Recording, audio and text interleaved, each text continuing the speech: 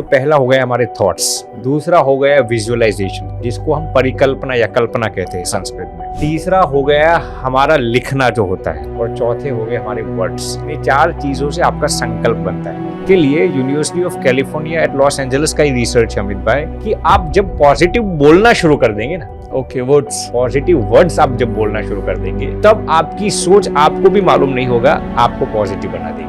Meditation करने से उनके कंसंट्रेशन पावर, उनका फोकस पावर 60 to 65% बढ़ गए। वाह। उनकी शॉर्ट टर्म मेमोरी और लॉन्ग टर्म मेमोरी दोनों में 45% बेनिफिट हुआ। आप जिस भी चीज को मैनिफेस्ट करना चाहते हैं ना, यदि जो इंसान हर दिन 20 से 30 मिनट किसी भी प्रकार का मेडिटेशन करिए तो रिसर्च क्लेम्स दैट आपकी जो मैनिफेस्टेशन करने की जो इच्छा है ना वो 5 to 6 टाइम्स बढ़ जाती है केवल मेडिटेशन करने से। और सबसे पावरफुल मेडिटेशन क्या है वो मैं आपको बताता हूँ। इजी भी है और पावरफुल भी है। उसको कहते हैं the meditation of gratitude. Research ये कहता है कि जब आप कोई भी चीज को लिखते हैं ना तो उसका सबसे बड़ा बेनिफिट क्या होता है, जहाँ क्लैरिटी आ जाती है उस चीज के। जो भी इंसान, मैं ये गारंटी के साथ कहता हूँ, जो भी इंसान इस दुनिया में सुखी है ना वो इनडायरेक्टली अपने जीवन में उसने स्पिरिचुअलिटी को इनकॉर्पोरेट किया ही होगा। कोई यदि आपको गाली दे, अपमानित करे, तिरस्कृत करे, मारे, लताड़े, तब भी आपको उनके साथ कैसे बिहेव करना है ना, उसके 3 रूल्स हमारे सन्यासियों के जीवन में। हमारे सनातन स्क्रिप्चर्स ये बताते हैं जब आप भगवान के शरणागत हो जाते हैं ना तब फिर कोई उसूल ऐसा नहीं है कि आपको अपने खराब कर्मों का फल भुगतना ही पड़ेगा। मान लीजिए कि कोई आतंकवादी ऐसा सोचेगा, अब वो ऐसा विजुअलाइजेशन जिंदगी भर करता रहेगा, मैं इतने लोगों को गोलियों से भून डालूं, उसका इंटेंशन सही नहीं है। तो लॉ ऑफ अट्रैक्शन उसके लिए उस विषय में काम नहीं करेगा, क्योंकि यूनिवर्स ये देखता है कि आप लॉ ऑफ अट्रैक्शन से जिस चीज को प्राप्त करना चाहते हैं वो दूसरों को हार्मफुल तो नहीं है ना। शास्त्रों में कर्म के 3 प्रकार बताए गए हैं, संचित, प्रारब्ध और क्रियमान कर्म। हेलो दोस्तों, लॉ ऑफ अट्रैक्शन के एक और जोरदार पॉडकास्ट में आपका बहुत बहुत स्वागत है। और आज का ये पॉडकास्ट बहुत ही खास होने वाला है क्योंकि आज हम मैनिफेस्टेशन के कुछ एडवांस रूल समझेंगे, कुछ ऐसी चीज़ें जानेंगे जिसके ज़रिए आप अपनी लाइफ में बहुत सारी सक्सेस को मैनिफेस्ट कर सकते हैं, पैसे को मैनिफेस्ट कर सकते हैं, रिलेशनशिप को, हेल्थ को, बहुत सारी चीज़ों को अपनी लाइफ में मैनिफेस्टेशन को, लॉ ऑफ अट्रैक्शन को पूरी तरह से इंप्लीमेंट कर सकते हैं। और आज इसके बारे में डिस्कस करने के लिए हमारे साथ एक स्पिरिचुअल लीडर हैं जो कि बहुत ही वक्त से बहुत सारे लोगों से बात कर रहे हैं, उन्हें एक सही डायरेक्शन देने की कोशिश कर रहे हैं। और उनका जो ज्ञान है, मैं आपको बताना चाहता हूं कि उनकी नॉलेज इस चीज पर, स्पिरिचुअलिटी पर, अध्यात्म पर बहुत ही गहरी है। उनका एजुकेशन देखा जाए तो न्यूरो साइंस में वो अपनी डिग्री कर चुके हैं शिकागो से। बहुत कुछ सीखा, बहुत कुछ अपनाया, बहुत कुछ लाइफ में अचीव किया, फिर उन्होंने अध्यात्म का रास्ता अपनाया और आज वो हम सबको एक मार्गदर्शन देने के लिए यहाँ पर हैं, जिसके जरिए हम ये समझेंगे कि हम अपनी लाइफ में ज़्यादा खुशी को कैसे मैनिफेस्ट कर सकते हैं, अचीव कर सकते हैं, सक्सेस को कैसे अचीव कर सकते हैं। स्वामी जी, आपका हमारे पॉडकास्ट पर बहुत बहुत स्वागत है। प्रणाम अमित भाई, आपका भी बहुत बहुत धन्यवाद। सबसे पहले तो मैं माफ़ी मांगूंगा कि हमारी गलती की वजह से आपको रीस्केड्यूल करना पड़ा। तो I am really sorry for that. और आप जो सवाल लगाएंगे अब देखते हैं, भगवान कुछ बुलवाएंगे, बोलेंगे। नहीं बिल्कुल, आई एम श्योर। आज मुझे हमेशा ही महसूस होता है कि हर चीज का एक सही दिन होता है और मुझे लगता है आज सही दिन, सही मुहूर्त, हर चीज सब राइट प्लेस पर है आज ही, इसलिए हम लोग बिल्कुल सही बताया। और मेरा ये प्रिविलेज है दैट आप हमारे सामने, और हम आज एक ऐसे इंपॉर्टेंट टॉपिक के बारे में बात करने वाले हैं जिस टॉपिक को मैं बहुत ज्यादा मानता हूँ और आप भी कहीं ना कहीं बहुत बिलीव करते हैं, और मैंने सुना भी आप इस बारे में बात भी करते हैं। और क्योंकि मेरे को ये लगता है कि हमारा जो पूरा जीवन है वो हमारे मन से, हमारे माइंड से क्रिएट होता है, जिस हिसाब से अपन करते हैं। हाँ। तो उसी से रिलेटेड मैं कुछ और जानना चाहूंगा आपसे। जरूर है ना? तो मैं सबसे पहले ये समझना चाहता हूँ कि जब हम लॉ ऑफ अट्रैक्शन, मैनिफेस्टेशन, जब आप ऐसे वर्ड्स को सुनते हैं तो आपका क्या डेफिनेशन है मैनिफेस्टेशन या लॉ ऑफ अट्रैक्शन का? देखिए, सबसे पहले तो अमित भाई मैं बता देता हूँ कि लॉ ऑफ अट्रैक्शन जो है इसको अलग अलग लोग अपने अपने डेफिनेशन से इसको ढाल देते हैं। हाँ। लेकिन यदि स्पिरिचुअलिटी वाइज में उसके अंदाज से अब बताओ तो एक वाक्य में बताओ तो संकल्प से सिद्धि, जिसको हम कहेंगे संकल्प से सिद्धि, फ्रॉम एफर्मेशंस टू मैनिफेस्टेशंस। तो मेरा यही डेफिनेशन एक वाक्य में यदि मैं कहूँ, संकल्प से सिद्धि तक। जी, बहुत बढ़िया। तो ये आपको ये महसूस होता है कि सिद्धि तो चलो प्राप्ति है जी, जो हम प्राप्त कर रहे हैं जी, तो संकल्प कितना जरूरी है और क्या संकल्प का मतलब सिर्फ डिसीजन लेना है या बहुत सारी चीजें और भी करना है? नहीं, कई सारी चीजें इसमें इन्वॉल्व है। एफर्मेशन से लेकर थॉट्स से लेकर हम कैसा विचार करते हैं, ये सभी संकल्प के अंदर आ जाता है। देखिए, ये संस्कृत शब्द है संकल्प। तो संकल्प सिर्फ महज विचार करना, कल्पना करना ऐसा नहीं है। इसके अंदर कई सारे पहलू है। यदि संक्षेप में आपको अमित भाई बताओ तो पहला हो गया हमारे थॉट्स, हाँ, दूसरा हो गया विजुअलाइजेशन, जिसको हम परिकल्पना या कल्पना कहते हैं संस्कृत में। तीसरा हो गया हमारा लिखना जो होता है, हाँ, और चौथे हो गए हमारे वर्ड्स। वाह वाह वाह। तो ये चार चीजों से ये मेरा डेफिनेशन, ये चार चीजों से आपका संकल्प बनता है। वाह। आप क्या विचार करते हैं, आप कैसा विजुअलाइजेशन करते हैं, आप कैसा लिखते हैं, क्या लिखते हैं, और आप क्या बोलते हैं। This 4 things incorporate your thoughts. वाह, आई थिंक ये तो मुझे लगता है सारा सारी है, ये तो सारी चीजों का। तो आज के जमाने में जब एक इंसान जब बहुत सारी डिफिकल्टी महसूस करता है जी, हाँ, तो सही सोचना उसके लिए थोड़ा सा कठिन होता है जी, हाँ, क्योंकि उसकी आज की परिस्थितियां थोड़ी सी मुश्किल हैं। तो एक सही सोच को बनाना कैसे बनाया जा सकता है इसको? बहुत अच्छा प्रश्न पूछा अमित भाई आपने। देखिए, सोच तो बहुत ही महत्वपूर्ण है। अब न्यूरोलॉजिकल रिसर्च ये कहता है अमित भाई कि normal person on average has approximately 70,000 thoughts per day. जी, करेक्ट। Normal person. रिसर्च ये भी कहता है कि out of that 99% of the thoughts are negative. Research claims that. Not only that, ये हार्वर्ड यूनिवर्सिटी का रिसर्च अमित भाई कि उसमें भी 90% थॉट्स रेपिटेटिव होते हैं। हाँ। यानी कि एक जैसे थॉट्स हम रिपीट करते हैं बार बार। अब आपने ये प्रश्न पूछा कि हाउ कैन वी इम्प्रूव और how can we make those thoughts positive. तो ये university of California at Los Angeles का रिसर्च है कि यदि आप केवल पॉजिटिव सोचते रहेंगे ना तो आपके विचार कभी पॉजिटिव नहीं होंगे।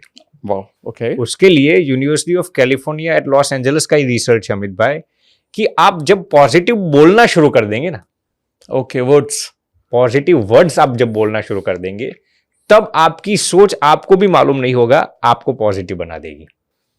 बहुत सही। अब इस पर मैं आपको एक छोटा सा रिसर्च एग्जांपल भी साझा करना चाहूंगा।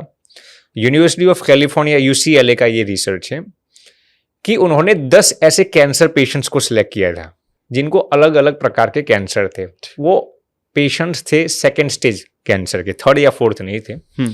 इसमें से कुछ प्रोस्टेट कैंसर के थे, कुछ बोन कैंसर के भी थे, कुछ कोलन कैंसर के थे, और इसमें से एक पेशेंट ब्रेन ट्यूमर का भी था। ओके। अब इनको हर दिन ऐसा कहने के लिए कहा गया, ऐसा नहीं कि मुझे कैंसर नहीं है, मुझे कैंसर नहीं है, क्योंकि जब आप ये भी बोलते हैं ना मुझे कैंसर नहीं है, मुझे इनडायरेक्टली आप यही मैसेज देते हैं मुझे कैंसर है। हाँ, राइट। लेकिन उन्हें ऐसा सिखाया गया कि आपको हर दिन ऐसा बोलना है मैं कितना स्वस्थ हूं। आज से 10 साल पहले जब आप स्वस्थ थे उसी की विजुअलाइजेशन करके आपको अपने आप को सुनाना है, एकांत में सुनाना है या फिर किसी दूसरे के सामने।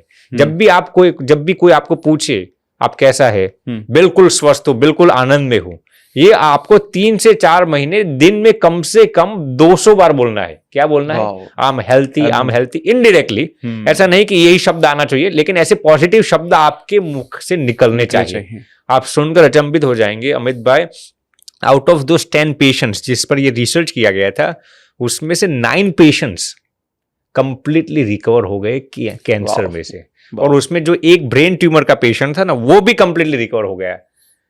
मैं ये नहीं कहता मेडिकेशंस मत लीजिए, लेकिन ऐसे पॉजिटिव वर्ड्स बोलने से ये हुआ। तो ये वर्ड्स के अंदर बहुत ही ताकत है। सबसे पहले आप जो बोलते हैं वो आपके कान ही सुनेंगे ना। तो अपनी नेगेटिव सोच करने का सबसे पावरफुल तरीका रिसर्च ये कहता है कि आप पॉजिटिव वर्ड्स बया करो। फैंटास्टिक जी, बहुत, आई थिंक ये बहुत अच्छा बोला आपने जी कि सिर्फ सोचने से कुछ नहीं होगा, उनको वर्ड्स में ले आओ। वर्ड्स में ले आओ। जैसे आप वर्ड्स में लाओगे तो वो सारी चीजें अपने और अच्छे से होने लगेगी। और नेगेटिव वर्ड्स आप बिल्कुल यूज मत करो जो भी आप बात कर रहे हो उसमें। जी, वाह, दिस इज अमेजिंग। और उसमें भी जैसे मैंने बताया अमित भाई, नेगेटिव वर्ड्स तो इस्तेमाल नहीं करना, लेकिन मैं बीमार हूं वो तो नहीं बोलना, लेकिन मैं स्वस्थ नहीं हूं वो भी नहीं बोलना। हाँ, हाँ। या फिर माने पॉजिटिव स्टेटमेंट भी नेगेटिव तरीके से नहीं बोलनी। बिल्कुल सही जी, बिल्कुल सही, बहुत सही, बहुत सही, अमेजिंग। अब जो इसमें दूसरी चीज आपने बताई है कल्पना, जी, ठीक है, इमेजिनेशन। जी, अब ये पहला तो मुझे जाने ये कितनी जरूरी है, और दूसरा बहुत सारे लोगों को ना तकलीफ होती है, वो इमेजिन नहीं कर पाते। जी हाँ। जैसे हम जब मैनिफेस्टेशन की बात करते हैं कि आप सोचो कि आप हेल्दी हो, या आपके पास पैसे हैं, या आपके पास घर है, गाड़ी है, हाँ। सो आप सुख साधन सारे कुछ आपके पास है। लोग ये कहते हैं हम इसको महसूस नहीं, विजुलाइज नहीं कर पाते, हम देख नहीं पाते। तो इसको कैसे किया जा सकता है? मैंने आपका प्रश्न है कि how can we visualise better. देखिए, विजुअलाइजेशन करने के लिए सबसे पहले आपके पास एक गोल होना चाहिए। ठीक है, बात मैं बताता हूं। अगर मैं आपको कहूंगा कि ये विजुअलाइज कर दे, ऐसा नहीं होगा। ठीक है, रिसर्च ये कहता है कि प्रॉपर वे ऑफ विजुअलाइजेशन का ये तरीका है कि आपके पास एक ड्रीम और एक गोल होना चाहिए। बहुत सही। तभी आप एक्सप्लिसिटली यानी बारीकी से आप कोई भी चीज का विजुअलाइजेशन कर पाएंगे। अब विजुअलाइजेशन कैसे करना है? मान लीजिए कि किसी को अमीर बनना है, for example, I am just giving an example. तो आपको उस अमीरी के, अब विजुअलाइजेशन का तरीका ये है, आपको सिर्फ इतना विजुअलाइजेशन नहीं करना मैं अमीर हूं, मैं अमीर बन जाऊंगा, ऐसा नहीं। ये रिसर्च, ये शायद मिशिगन यूनिवर्सिटी का ये रिसर्च है, जब भी आप विजुअलाइजेशन करते हैं ना, तो अपने माइंड को एक सटीक रीजन दीजिए कि इस विजुअलाइजेशन से आपको क्या लाभ होने वाला है, या फिर आप समाज को क्या देने वाले हैं। अब मैं एग्जांपल देता हूं। मान लीजिए कि मुझे अमीर बनना है, मैं यदि ऐसा सोचता रहूंगा कि मैं एक दिन अमीर बन जाऊंगा, इतनी दौलत आ जाएगी, वो विजुअलाइजेशन आप लॉन्ग टर्म मेंटेन नहीं कर पाएंगे, क्योंकि इसमें खास वजह नहीं है विजुअलाइजेशन की। आपको अपने सबकॉन्शियस माइंड को ये दिखाना पड़ेगा कि इस विजुअलाइजेशन से वाकई मुझे क्या लाभ होगा। तो आपको दिखाना पड़ेगा, मैं यदि अमीर बन जाऊंगा तो मैं दूसरों की हेल्प कर पाऊंगा, अपने माता पिता को खुशियां बांट पाऊंगा। तो एक स्ट्रॉन्ग रीजन आपके दिमाग में होना चाहिए, why do you want to manifest that thing, और तभी आप विजुअलाइजेशन कर पाएंगे। यानी कि clarity of goal and the dream yes. कि आप जो भी आप सोचने की कोशिश कर रहे हो, सिर्फ वो गोल ना सोचते हुए कि बट उससे क्या क्या फायदे होंगे, क्या फायदे होना, तभी आप विजुअलाइजेशन कर पाएंगे। अब स्पिरिचुअलिटी में भी और नॉर्मल लोग आप देखेंगे मेडिटेशन करने की कोशिश करते हैं, लेकिन कर नहीं पाते, क्योंकि उनके सबकॉन्शियस माइंड के पास मेडिटेशन करने का कोई खास कारण ही नहीं होता। आपने अपने सबकॉन्शियस माइंड को, देखिए मेरी खुद की बात करता हूं, मैं जब छोटा सा था मेडिटेशन करने की बहुत कोशिश करता था, 2 मिनट एक जगह पर मैं नहीं बैठ सकता था, क्योंकि मेरे पास कोई खास वजह नहीं था। फिर मैंने मेरे माइंड को सिखाया मेडिटेशन करने से मुझे क्या लाभ होगा, पर्टिकुलर चीज का, मैं किस चीज के लिए मेडिटेशन, मुझे क्या लाभ होने वाला। मैंने शुरू किया, अब मैं 10 घंटे भी बैठ सकता हूँ एक जगह पर। तो मेरे दिमाग को ये मालूम पड़ गया है कि what is the benefit of meditation in particular topic. तो ये आपको अपने दिमाग को सिखाना पड़ेगा, मतलब ट्रेन करना पड़ेगा। जी। अब जैसे मेडिटेशन की थोड़ी यहाँ पर आपने छेड़ा तो बात करते हैं। आज के टाइम में किसी के लिए भी मेडिटेशन कितना जरूरी है, ध्यान लगाना बहुत जरूरी है। और देखिए पहले के, अब अमित भाई अब तो युग थोड़ा बदलता रहा, आज से 15 साल पहले कैसा था, जब भी आप ध्यान शब्द का इस्तेमाल करते थे ना, तो लोग ऐसा सोचते कि ये स्पिरिचुअल मॉन्क्स या स्पिरिचुअल लोग हैं उनके लिए ही है। हाँ। ऐसा नहीं है। अब आज तो इस पर काफी रिसर्च भी हो गए हैं।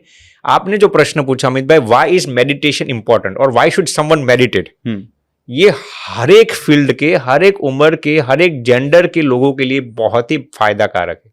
मैं आप पर इसको थोड़ी रिसर्च सुनाता हूं जी।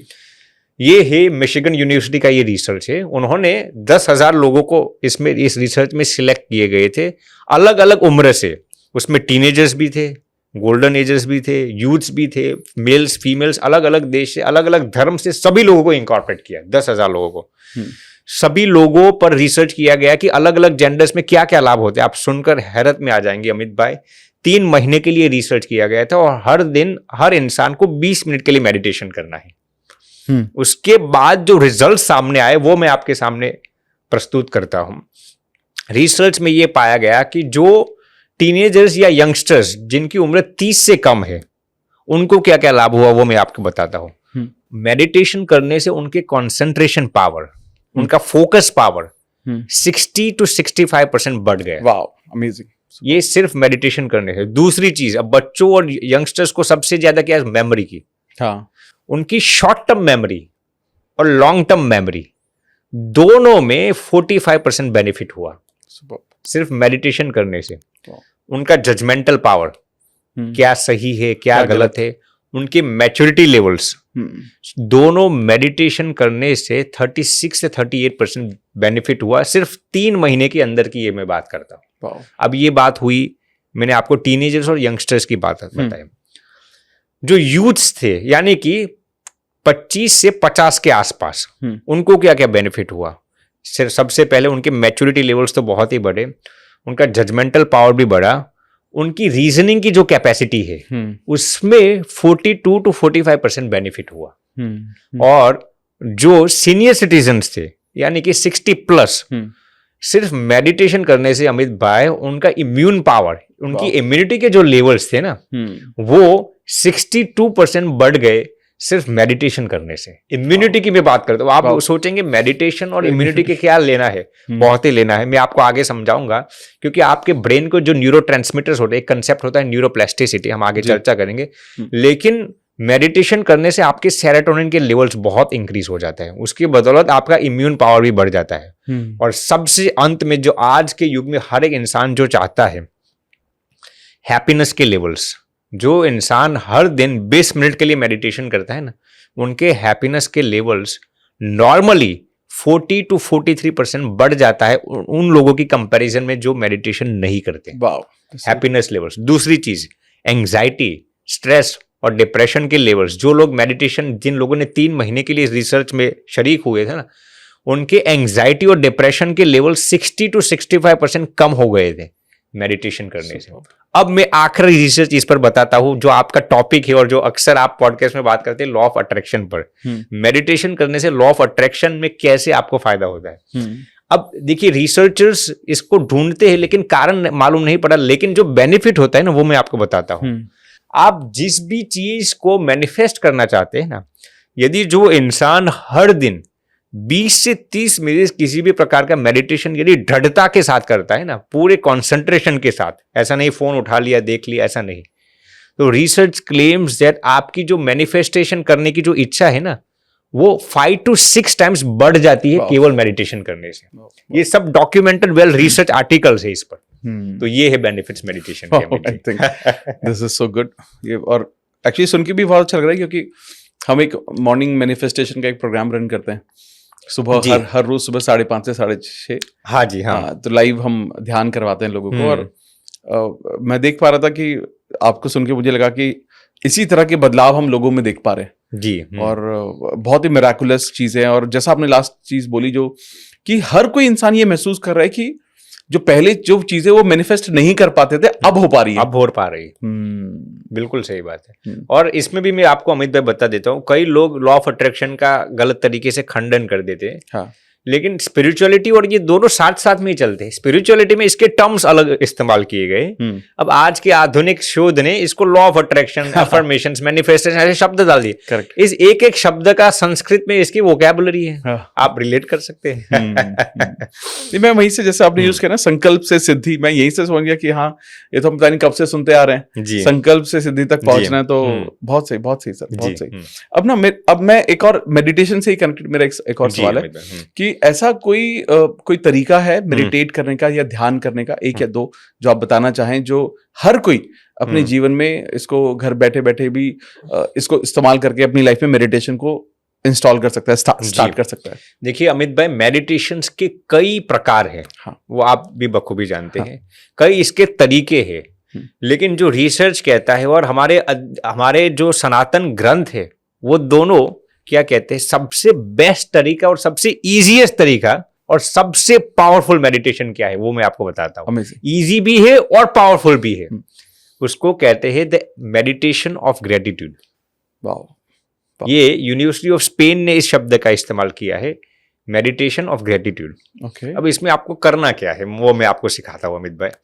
देखिए, जब जो इंट्रोडक्टरी फेज में होते हैं ना लोग, तो मेडिटेशन करने से उनका मन नहीं लगता। हाँ। तो ये जो ग्रेटिट्यूड का जो मेडिटेशन है, वो हर एक इंसान 7-8 साल की उम्र से शुरू कर सकता है। उसमें करना क्या है, आपको भगवान ने या फिर यूनिवर्स को, आप जिसको मानते हैं, भगवान ने आपको जो कुछ भी दिया है ना, हाँ, उसको हर दिन आपको 5 से 10 मिनट के लिए थैंक यू कहना है। अमेजिंग, वाह, बहुत सुंदर। 5 से 10 मिनट के लिए।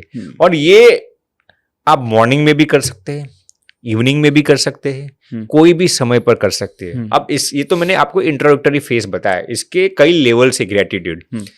देखिए अक्सर लोग ग्रेटिट्यूड को अमित भाई कैसे लेते हैं, भगवान ने आपको जो दिया है उसका थैंक यू कहना। हाँ। ये तो बहुत ही प्राइमरी लेवल है जी, करेक्ट। भगवान खुश होंगे, आप जो मैनिफेस्ट करना चाहेंगे वो भी होगा, लेकिन पावरफुल तरीका क्या है, मैं आपको जो चाहिए ना उसके लिए आप पहले से भगवान को थैंक यू कहना शुरू करें। ऐसा नहीं कि भगवान ने, यदि आपको 2 व्हीलर चाहिए तो भगवान ने दी दिया, थैंक यू तो कह दिया।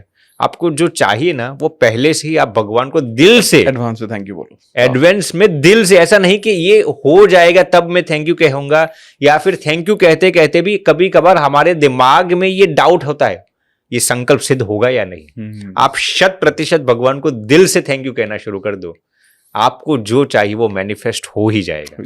ये गारंटेड रिजल्ट है। अब इससे भी आगे मैं आपको अमित भाई बताता हूं। देखिए अक्सर लोग, ये ओपरा विनफ्रे का स्टेटमेंट है, मेरा नहीं है, gratitude is most powerful when even in difficult times you can thank God. तो मान लीजिए मेरे जीवन में अभी परेशानियां चलती है, दिक्कतें चलती है, किल्लतें चलती है, सफलता नहीं मिलती, या फिर लोग मेरे खिलाफ कुछ बोल रहे हैं, या फिर लोग मेरे पर गलत दोषारोपण करते हैं, ये तो ऐसा करता है, ये ऐसा करते हैं। ऐसे विकट समय में भी यदि आप भगवान को दिल से थैंक यू कह सकते हैं ना, दिल से, इस दुनिया की कोई भी ताकत आपको जो चाहिए ना वो सिद्ध करने से रोक नहीं पाएगी। अब इस पर मैं आपको कर्मा पर भी थोड़ा इसमें ले जाना चाहूंगा। अब आपने जो प्रश्न पूछा है वो मुझे याद है। हाँ जी, इसका उत्तर मैं इसी में दे दूंगा। देखिए हमारे सनातन स्क्रिप्चर्स में लिखा है कि आपने किए हुए कर्मों को आपको भुगतना ही पड़ता है। हाँ, राइट, बिल्कुल। ये सब सुना है हमने कि भाई आप टिट फॉर टैट, आपने जो अच्छे बुरे कर्म किए उसका फल आपको भुगतना ही पड़ेगा। लेकिन कृतज्ञता, जिसको हम ग्रेटिट्यूड कहते हैं, इसके अंदर ऐसी ताकत है आपके खराब कर्मों को भी नष्ट कर सकता है। वाह वाह वाह। तो ये मैं कहना चाहूंगा कि आप अपने जीवन को, आप कोई भी सेक्टर से हो, स्पिरिचुअलिटी सेक्टर से हो या फिर कोई भी जेंडर के हो, आप ग्रेटिट्यूड को दिल से अपने जीवन में इंकॉर्पोरेट कर लीजिए। ग्रेटिट्यूड के मेडिटेशन को अपने जीवन में इंकॉर्पोरेट कर लीजिए। आप इस दुनिया की कोई भी ताकत आपको सफल होने से रोक नहीं पाएगी। और उसमें भी मैंने आपको जो बताया, सिर्फ प्राइमरी ग्रेटिट्यूड नहीं, भगवान ने आपको जो दिया है उसका ही थैंक यू कहना, ऐसा नहीं, आपको जो चाहिए उसका भी आप पहले से थैंक यू कहना शुरू कर दीजिए। इतना ही नहीं, मुश्किल दौर में भी, मुश्किल समय में भी आप भगवान को दिल से थैंक यू कहना सीखिए। ऐसे समय में थैंक यू कहना बहुत मुश्किल होता है, मैं समझता हूं। जब लोग आप पर गलत दोषारोपण करे, असफलताएं मिलती है, लॉस होता हो, तब ऐसे समय में हर एक इंसान शिकायत ही करता है। हाँ, लेकिन ग्रेटिट्यूड की सही परीक्षा उसी वक्त होती है। और यदि उस परीक्षा में, उस इम्तिहान में यदि आप पास हो गए, तो मैं गारंटी के साथ कह सकता हूं भगवान आप पर इतना प्रसन्न हो जाएंगे, इतना प्रसन्न हो जाएंगे, आपके प्रारब्ध में जो लिखा होगा उससे 10 गुना ज्यादा दे देंगे। वाह, वाह, वाह। तो ये मेडिटेशन को हर एक इंसान को अमित भाई हर दिन प्रैक्टिस करना चाहिए।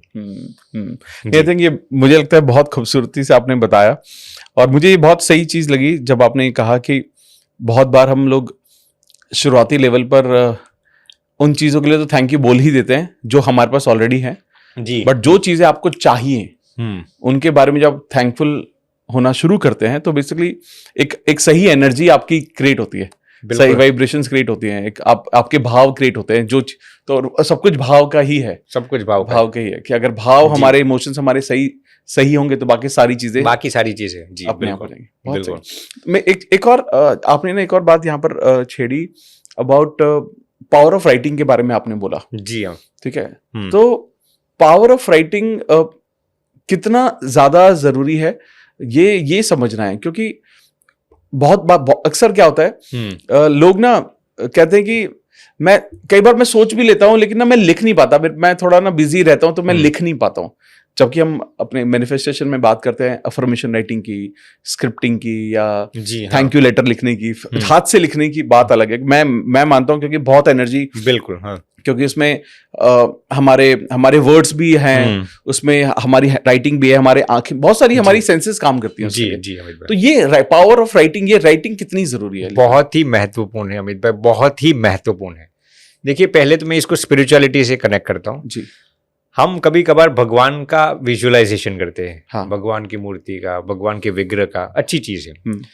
अब आपने कभी कभार देखा होगा, मुझे मालूम नहीं, लेकिन हमने मंदिर में कई जगह देखा है, वो भगवान का नाम जब लिखते हैं, हाँ, राम राम हाँ, कृष्ण हाँ, कृष्ण कृष्ण हाँ, कृष्ण। बिल्कुल सही लिखते तो हैं। ये बाह्य रूप से आपको लगेगा कि यार ये लिखने आप चलिए एक नाम लिखेंगे ना, तो लिखने में जितना समय लगा है उतना आपको बोलने में आप 5 नाम बोल पाएंगे। बिल्कुल सही है। तो पहले मुझे ऐसा लगता था यार लिखने से तो बेहतर अच्छा है ये 5 बार भगवान का नाम स्मरण कर लो जी। फॉर एग्जाम्पल, या फिर उससे भी फास्ट तरीका ये नाम भी ना बोलूं और मैं विजुलाइज कर लो विजुलाइज करो मन में। हाँ, मन में। हाँ। तो ये सब अच्छी चीज है, लेकिन राइटिंग के अंदर जो पावर है ना, रिसर्च ये कहता है कि जब आप कोई भी चीज को लिखते हैं ना, तो उसका सबसे बड़ा बेनिफिट क्या होता है जानते हो? क्लैरिटी आ जाती है उस चीज के अंदर।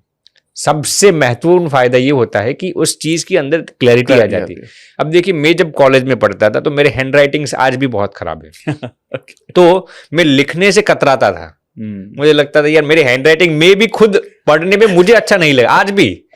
तो लोगों को मैं यदि दिखाता हूं ना मेरे हैंड राइटिंग में ये क्या लिखा है, तो आज भी मेरे हैंड राइटिंग्स अच्छे नहीं है। लेकिन मुझे समझ में आया कि लिखने से सबसे पहली चीज ये होती है कि आपके जो गोल है, आपका जो विजन है, उसमें 10 गुना क्लैरिटी आ जाती है। बिल्कुल आई एग्री। दूसरा बेनिफिट क्या होता है लिखने से, जब भी आप कोई भी चीज को लिखते हैं ना, आप जिस चीज को मैनिफेस्ट करना चाहते हैं ना, जिस चीज को सिद्ध करना चाहते हैं ना, वो भी रिसर्च ये कहता है कि उसके अंदर रफ्तार, उसके अंदर स्पीड और जो फर्मनेस आती है ना, वो 3 से 4 गुना आ जाती है लिखने से। तो यदि किसी के अंदर लिखने की आदत नहीं है ना, डालिए। मैं आपको गारंटी के साथ कह सकता हूं, मैं आज आप 10 लोगों को सिलेक्ट करेंगे ना, सबसे आलसी लिखने में मैं होऊंगा मैं रियल बताता हूं। लेकिन फिर भी मैंने अपने जीवन में ये आदत डाली। अब देखिए हम ट्रैवलिंग करते तो मैं नोट पेन तो नहीं रखता, मैं मेरे फोन में जो भी मेरे थॉट्स आते हैं, जो भी अच्छे विचार आते हैं, या जो भी मैं मैनिफेस्ट करना चाहता हूं मैं लिख लेता हूं। एक बार लिखा है ऐसा नहीं, दिन में 10 बार मैं उसी चीज को रिपीट करता हूं। और मैंने मेरे खुद के जीवन में देखा है अमित भाई, लिखने से 10 गुना पावर आ जाती है। तो मैं हर एक इंसान को कहना चाहूंगा लिखने की आदत डालिए। जी।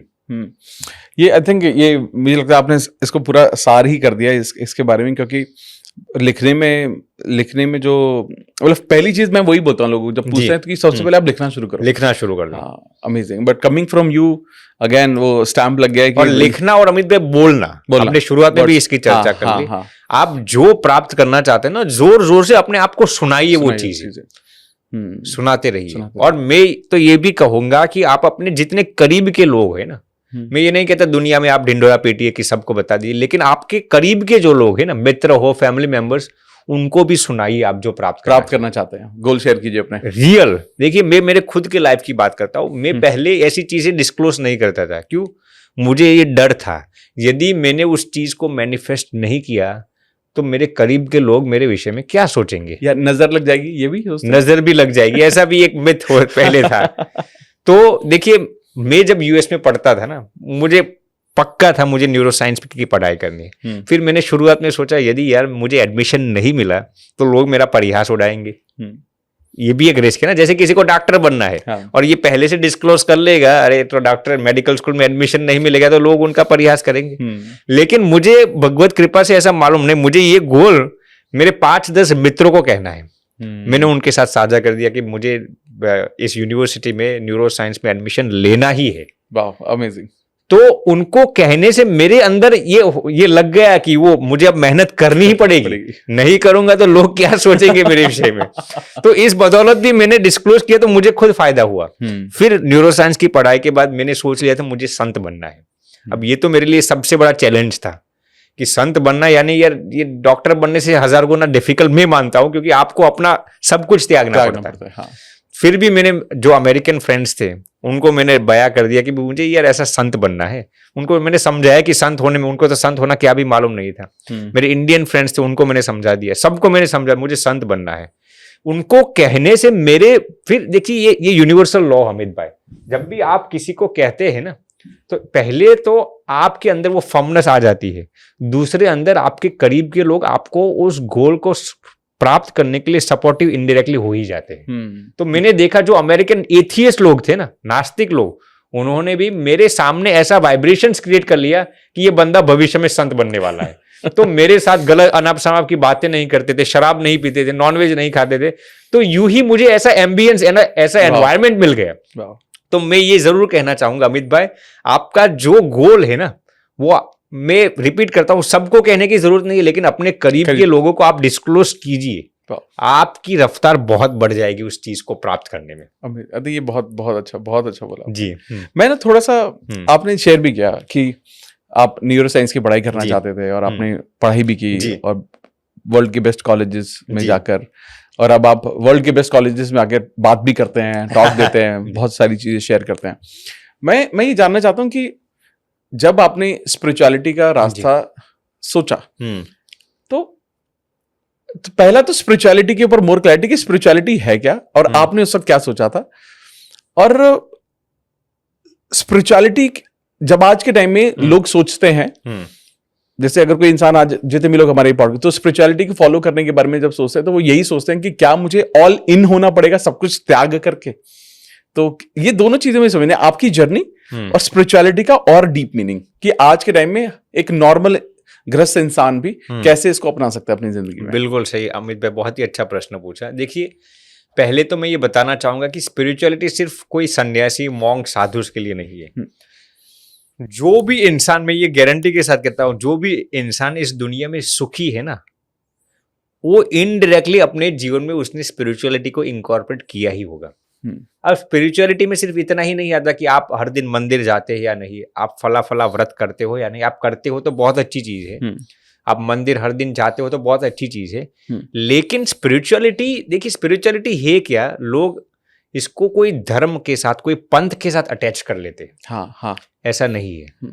यदि फॉर एग्जाम्पल, यदि आप ईमानदारी से पैसे कमाते हो, किसी के साथ बेईमानी नहीं करते, किसी के साथ चीटिंग नहीं करते, तो वो स्पिरिचुअलिटी अपने जीवन में है ना। स्पिरिचुअलिटी का एसेंस ही अपने जीवन में आपने इंकॉर्पोरेट किया है ना। तो मैं ये जरूर कहना चाहूंगा कि हर एक इंसान के अंदर स्पिरिचुअलिटी होनी ही चाहिए, गृहस्थ हो या त्यागी हो, ऐसे कोई लेना देना नहीं है, लेकिन स्पिरिचुअलिटी आपको जिंदगी के बहुत गहरे राज आपके जीवन में खोलेगी। तो स्पिरिचुअलिटी, देखिए स्पिरिचुअलिटी को इंकॉर्पोरेट करने का सबसे बेस्ट बेनिफिट क्या है, आप हमेशा आनंद में ही रहेंगे। राइट। आप डिप्रेशन, एंजाइटी, असमंजसताएं, दुविधाएं, ऐसी चीजों को लड़ने से आपको बहुत फायदा मिलेगा। तो स्पिरिचुअलिटी का सबसे बड़ा बेनिफिट है कि आपके हैप्पीनेस लेवल्स बहुत बढ़ जाएंगे। अब आपने जो प्रश्न पूछा कि मुझे किस चीज ने इंस्पायर किया, मुझे क्यों इस रास्ते में आना पड़ा, देखिए मैं इसको संक्षेप में बताता हूँ। हमारा एक मित्र था अमित भाई, उसको 4 स्टेज का ब्लड कैंसर हो गया था। This is a real story. वो अमेरिकन था, एथियस्ट था, नास्तिक था। 4 स्टेज ब्लड कैंसर, हमारे साथ न्यूरो साइंस की पढ़ाई करता था, वेरी स्मार्ट, और his family came from a very rich lavish background. उसके पिताजी, माताजी, बहन, भाई सब कुछ अमीर, सब अमीर थे। अब ये बंदा, हम जब कॉलेज में आते थे तो हमें हमेशा आनंद में ही रखता था, लेकिन यकायक वो कॉलेज में आना बंद कर दिया उसने। तो हम परप्लेक्स्ड हो गए कि ये कैसे हो गया। हमने उसको फ़ोन किया कि यार तू कॉलेज में दिखाई नहीं देता पिछले कुछ दिनों से। तो वो कुछ बोल नहीं पाया, उदास हो गया, मायूस हो गया, रोने लगा। अब ये बंदा कभी भी हमने रोते हुए नहीं देखा, आज रोने लगा। हमने उसको पूछा क्या हुआ भैया, फिर वो कहता है कि डॉक्टर्स ने मुझे बता दिया है कि मैं इस दुनिया में 3 से 4 महीने से ज़्यादा जी नहीं पाऊंगा। अब जो युवा इंसान, 22 साल का लड़का, अमीरी छोड़कर मरने का, और वो भी नास्तिक लोग, किसको डर नहीं लगेगा मृत्यु का। हाँ, सही बात। तो बहुत ही उदास हो गया। हमने उसको जबरन कॉलेज में बुलाया, अमित भाई यूनिवर्सिटी में बुलाया, और 5-6 लोग कैफेटेरिया में बैठे थे। उसमें से मैं इंडियन था, एक दूसरी महिला एक इंडियन थी, बाकी के सब अमेरिकन थे। हमने उसको तसल्ली दी, सब धीरज दी, लेकिन स्वाभाविक है जब किसी को मृत्यु दिखाई देती है तो वो उदास हो जाएगा। फिर हमने कहा भैया भगवान कुछ अच्छा करेंगे। वो घर पे गया। उस रात को भगवान उसके स्वप्न में आते हैं। रियल इंसिडेंट में आपके साथ साझा करता हूँ। भगवान उसके स्वप्न में आते हैं अमित भाई, और उसको कहते हैं I cure your 4 stage blood cancer. English में बताते हैं उसको। ये बंदा को लगा कि ये सब सुपरस्टिशन से, ये सब इमेजिनेशन से, हेलुसिनेशन हो सकते हैं, क्योंकि उसको पिछले कुछ दिनों से मृत्यु ही दिखाई दे रहा था। कोई बात नहीं, दूसरे दिन सुबह हो गई, वो कॉलेज में आता है, किसी को बताया नहीं। दूसरे दिन रात को भगवान वही वस्त्र, वही आभूषण धारण करके उसके ड्रीम में आते हैं, और उसको कहते हैं, इंग्लिश में कहते हैं कि आई क्योर योर कैंसर। उसके सिर पर हाथ रखते हैं और चले जाते हैं, स्वप्न में आते हैं। इसको लगा ये सब हेलुसिनेशन, सुपरस्टिशंस क्या हो सकता है। तीसरे दिन अमित भाई वही भगवान, वही वस्त्र, वही आभूषण में वही मुस्कुराहट, और भगवान उसके सिर पर हाथ रखते और कहते हैं, मैं उसका नाम नहीं दूंगा क्योंकि उसने कहने के लिए मना किया है, तो उस भगवान ने कहा कि आई विल क्योर योर कैंसर। 3 रात लगातार भगवान उसके स्वप्न में आते और ऐसा बयां करते अमित भाई। फिर ये चौथे दिन मुझे अभी भी याद है, शायद थर्सडे या फ्राइडे था, वो कॉलेज के कैफेटेरिया में आता है और कहता है कि यार, इंग्लिश में कहता है, some Hindu god is coming in my dream and he is telling me that I will cure your cancer. तो हमने उनको पूछा कि तुझे कैसे मालूम पड़ा है हिंदू भगवान ही? तो उसने गूगल में जाकर टाइप किया और हमें वो फोटो दिखाई। हमने कहा ये तो हमारे ही सनातन के भगवान हैं, भगवान किशन जी थे। तो हमने उसको पूछा, और हमने और उस इंडियन महिला ने, कि क्या भगवान ने बताया तुझे स्वप्न में? यार सब ये सब ऐसा कहते थे कि तेरा कैंसर मिटा दूंगा, वो सब कल मिसकंसेप्शंस हैं। हमने उसको कहा नहीं, ये गलत नहीं हो सकता। जब ड्रीम में भगवान आपके स्वप्न में आते हैं ना, तो हमारे शास्त्र कहते हैं कि आपका ड्रीम कभी भी गलत नहीं हो सकता।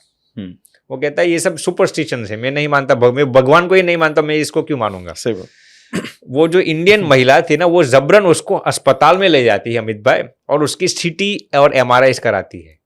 You will be flabbergasted to hearken, उसका 4 स्टेज का leukaemia blood cancer absolutely normal आ गया।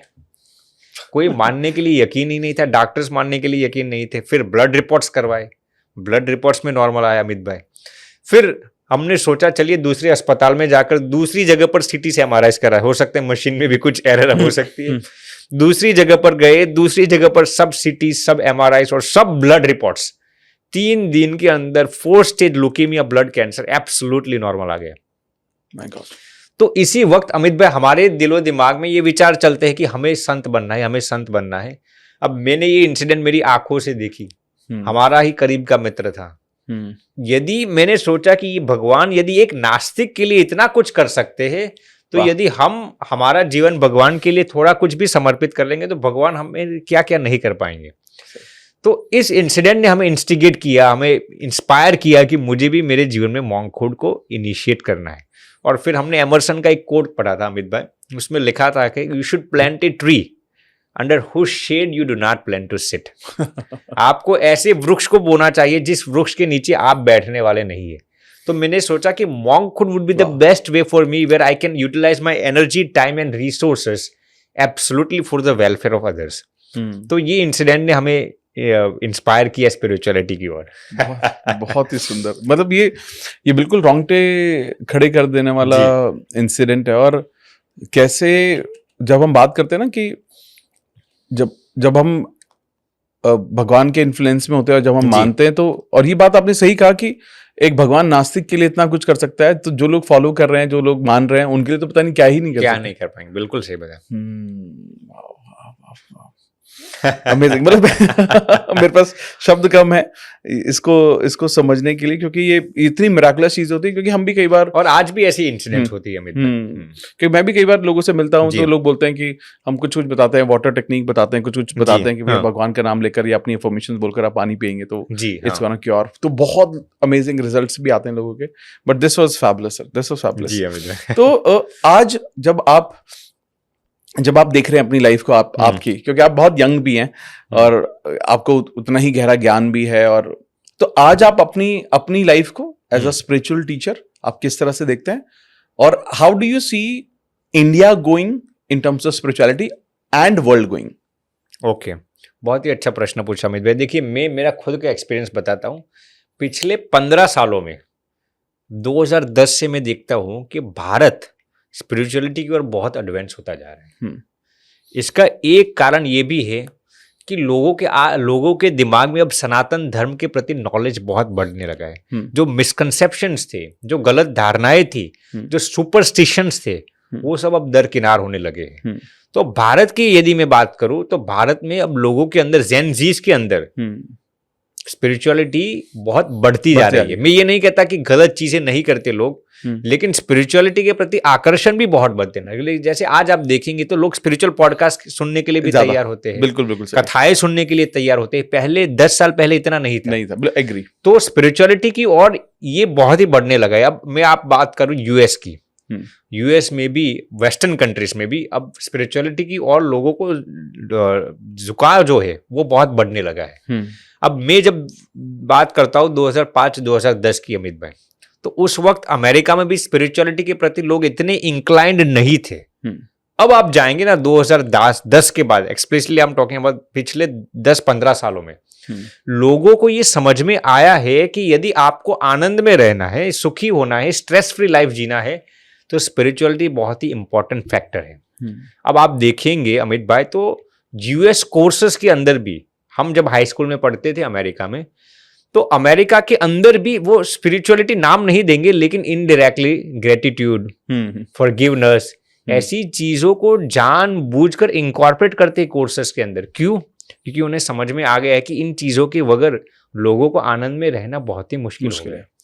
तो स्पिरिचुअलिटी के अंदर लोगों का रुझान अब बढ़ने लगा है। मैं ये जरूर देखता हूँ पिछले एक दशक से। अमेजिंग। आपने एक बहुत अच्छा वर्ड यहाँ पर यूज किया सर, फॉरगिवनेस। जी अमित भाई, ठीक है। और कंसिस्टेंटली मैं भी देखता हूँ कि एक इंसान कई बार जब बहुत कुछ कर रहा होता है लेकिन फॉरगिवनेस नहीं होती उसके अंदर, तो काफी सफरिंग होती है उसके अंदर। बिल्कुल।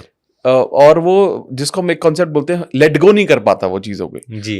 तो फॉरगिवनेस एंड लेटिंग गो, ये कितना इंपॉर्टेंट है? बहुत ही महत्वपूर्ण है अमित भाई।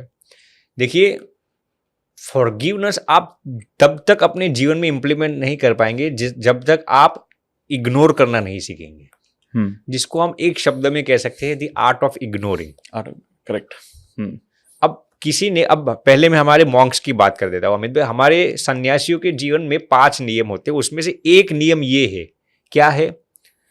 कोई यदि आपको गाली दे, अपमानित करे, तिरस्कृत करे, मारे, लताड़े, तब भी आपको उनके साथ कैसे बिहेव करना है ना, उसके 3 रूल्स हमारे सन्यासियों के जीवन में है। पहला है, आपको रिएक्ट नहीं करना, यानी कि किसी ने मुझे गाली दी तो मुझे सामने उसको गाली नहीं देनी, ये मैंने रिएक्शन दे दिया, ये तो 100% गलत है। इससे भी आगे हमारे मॉन्क्स के लिए नियम आता है, आपको उनको फॉरगिव करना है। अच्छा, माफ कर देना है कि भैया चलिए ठीक नहीं, उसने अज्ञानता में मुझे गाली दे दी। इससे भी आगे की बात हमारे स्पिरिचुअल मॉन्क्स के लिए है, फॉरगिव भी कर दिया, उससे भी आगे आपको उसकी भलाई के विचार करने हैं। बहुत मुश्किल है। जो आपके साथ ईर्ष्या करता हो, जो आपकी तरक्की को रोकना चाहते हो, जो आप पर गलत दोषारोपण करना चाहता हो, उसको आपको रिएक्ट तो नहीं करना, फॉरगिव भी करना है, उससे भी आगे उसकी भलाई के विचार करने हैं। हमारे सन्यासियों के जीवन में अमित भाई ऐसा लिखा गया है, यदि किसी के साथ ईर्ष्या के भी विचार आ जाए, कि किसी का गलत करने का विचार आ जाए ना, हमें 1 दिन का निरंतर उपवास करना पड़ता है। फास्टिंग, नारियल पानी लेके नहीं, नींबू पानी लेके नहीं, प्योर फास्ट करना पड़ता है अपने आप को दंड देने के लिए, ताकि आप वो गलती को दोबारा रिपीट न करें। अब जो आपने प्रश्न पूछा अमित भाई, ये हमने हमारे संतों का जीवन का बताया, लेकिन एक नॉर्मल इंसान के लिए भी फॉरगिवनेस बहुत ही महत्वपूर्ण है। देखिए, आप फॉरगिव करके दूसरों पर उपकार नहीं करते हैं, आप खुद पर ही उपकार करते हो ना। हाँ। जैसे ये सिंपल एग्जांपल, ये मेरे पास फोन होगा, अब मैं 1 दिन पकड़ता रहूंगा, 1 हफ्ते पकड़ता रहूंगा, अब फोन तो फोन ही ऐसा ही पकड़ता रहूंगा। हाथ तो यदि इसी फोन को मैं 1 मिनट पकड़ूंगा कुछ नहीं होगा, 10 मिनट पकड़ूंगा कुछ नहीं होगा, 1 घंटे पकड़ूंगा थोड़ा दर्द होगा, 1 दिन पकड़ूंगा ऐसे कोई बेस लिए दर्द होगा, यदि 1 महीने तक ऐसे पकड़ता रहूंगा मेरा हैंड पैरालाइज्ड हो जाएगा। फोन को कुछ नहीं होने वाला, प्रॉब्लम कहां पे होगी, मेरा हैंड पैरालाइज्ड हो जाएगा। फोन थोड़ी कहता है तू मुझे पकड़ के रख। करेक्ट। तो ऐसे ही जब तक आप दूसरों को फॉरगिव नहीं करते ना, वो आप ही इतने डिस्टर्ब होते जाएंगे। तो फॉरगिवनेस बहुत ही महत्वपूर्ण है, दूसरों की भलाई के लिए नहीं, अपनी भलाई के लिए। तो मैं ये बार बार रिपीट करता हूं। देखिए, लोग क्या सोचते हैं, जब तक मैं उसको फॉरगिव नहीं करूंगा ना, तब तक उसका रिवेंज कौन लेगा। हमारी गलती अमित भाई होती कहाँ पे है, we are trying to control the uncontrollable things. Right, बहुत ही सूक्ष्म बात है। हमारी गलती यही होती है कि हम दूसरों के कर्म फल के प्रदाता बनना चाहते हैं। ये मैंने स्पिरिचुअल लिहाज से आपको बताया।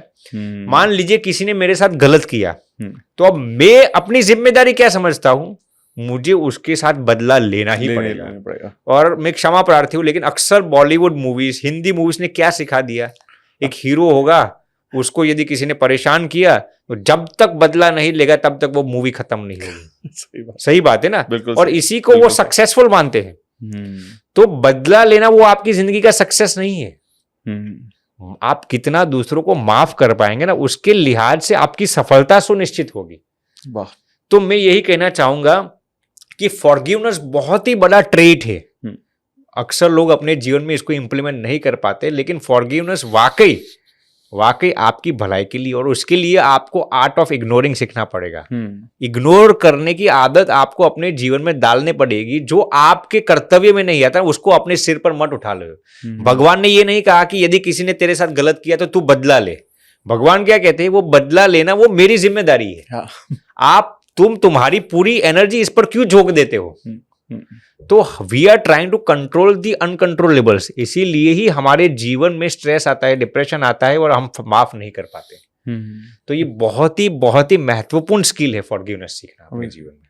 अरे ये बहुत डीप बात आपने बताई और समझाई कि, और इस तरीके से इस चीज को समझना कि अगर हमारी जिंदगी में कोई भी कुछ भी गलत कर रहा है तो उसका बदला लेना आपका काम नहीं है, ये आपकी सक्सेस नहीं है। ये हमारी आपकी सक्सेस है कि आप उसे कितना माफ कर पा रहे हो, वो आपकी सफलता डिसाइड करता है। आपकी सफलता डिसाइड करती है। और बदला लेना भगवान देखेगा ना, अपना देखेगा ना, ऊपर वाला सब देखेगा। ऊपर वाला अमित भाई किसी को नहीं छोड़ता। लेकिन जब हम किसी के जीवन में इंटरफियर, हस्तक्षेप डाल देते ना, किसी का बदला लेने के लिए, रिवेंज लेने के लिए, उसको सबक सिखाने के लिए, फिर भगवान पिक्चर से हट जाते हैं। हमें हमारी एनर्जी और रिसोर्सेस को सही जगह पर इस्तेमाल करना है। जैसे बहुत प्रसिद्ध बात है कि ये अब अब्राहम लिंकन पार्लियामेंट में बैठे थे। अब उनका, वो जब यूएस के प्रेसिडेंट थे तब की ये बात है। तो एक नॉर्मल वहां का जो, जिसको हम एमएलए एमपी कहते हैं, वहां पर अमेरिका में कांग्रेसमैन कहते हैं। तो एक नॉर्मल कांग्रेसमैन आता है और अब्राहम लिंकन को कहता है, अमित भाई कि लिंकन जी, आप जानते हैं जब आपके जो पिताजी थे ना, वो मेरे घर पे शूज बनाने का काम करते थे, सबके सामने अपमानित कर दिए। अब लिंकन उस वक्त अमेरिका के राष्ट्रपति थे। लिंकन ने कुछ भी जवाब नहीं दिया। उनको क्या किया, आपने मेरे पिताजी का ऐसा इज्जत किया, उसके लिए मैं आपका शुक्रगुजार हूं भैया। यदि आपको भी अपने शूज बनाने हो ना, अपने शूज बनाने मुझे दे देना, मैं आपके शूज बखूबी बनाकर आपको दे दूंगा। ये जब अमेरिका के राष्ट्रपति थे तब की ये घटना है। तो उनका अपमान ही किया था ना उसने पूरे अपमान को सम्मान में तब्दील कर दिया। तो ये रिवेंज लेने की भावना जो भी इंसान रखता है ना, वो जिंदगी में कभी भी जिंदगी में सफल नहीं बन सकता। बहुत डीप, बहुत ही सही।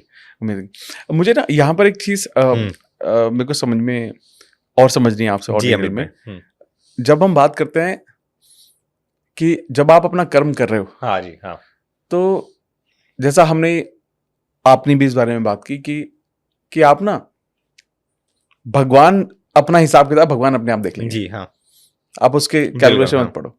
तो ये सरेंडरिंग टू गॉड जी, हाँ, ये कितना जरूरी है, और ये मुश्किल भी है लोगों के लिए, क्योंकि लोग, मुझे लगता है, सरेंडर नहीं कर पाते। ये कितना जरूरी है अगर लाइफ में किसी को सक्सेस चाहिए तो सरेंडरिंग 100% जरूरी है अमित भाई।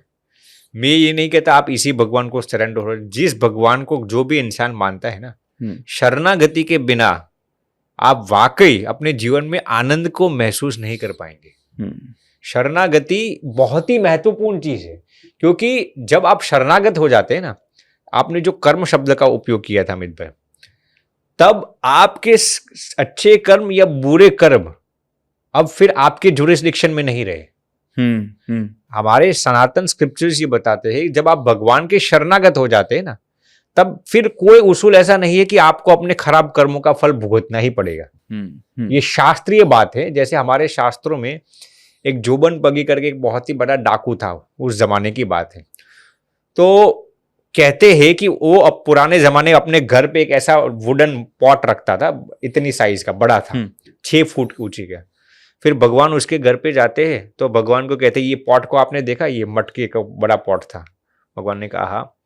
वो उसमें उसने छोटे छोटे वो पत्थर के पार्टिकल्स डाले हुए थे, इतने छोटे छोटे, और पूरा भर गया था। तो फिर भगवान कहते हैं, ये सब क्या है, इसके अंदर पत्थर के पार्टिकल्स क्यों डाल रहे तूने?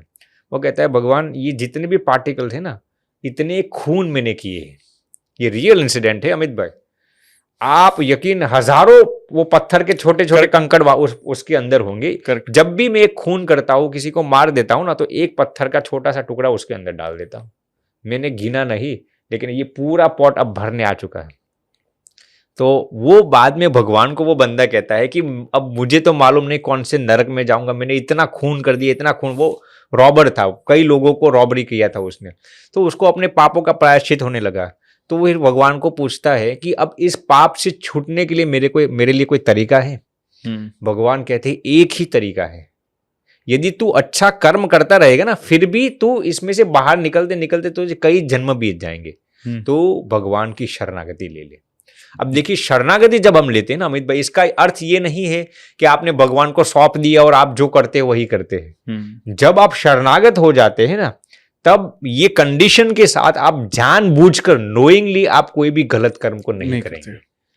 तो यदि आप, कई लोग जैसे, अब आपने बात छेड़ दी, जैसे कि कोई गंगा स्नान करके आया, अब कहेगा कि मैंने तो गंगा मैया की शरणागति ले ले, मेरे सभी पाप धुल गए। भैया ऐसे पाप थोड़ी धुलते हैं। जब आप गंगा स्नान करते हैं तो आप गंगा माता के सामने ये प्रतिज्ञा करते हैं कि आज तक मैंने जो जानबूझकर ऐसे पाप किए थे ना, वो रिपीट दोबारा जानबूझकर नहीं करूंगा और भविष्य में मैं अच्छा कर्म करूंगा, तब आपके पाप नष्ट हो जाते हैं। आप बार बार गंगा में स्नान करेंगे, ऐसे थोड़ी किसी के पाप नष्ट हो जाएंगे, तो कोई आतंकवादी आकर स्नान कर लेगा। करेक्ट।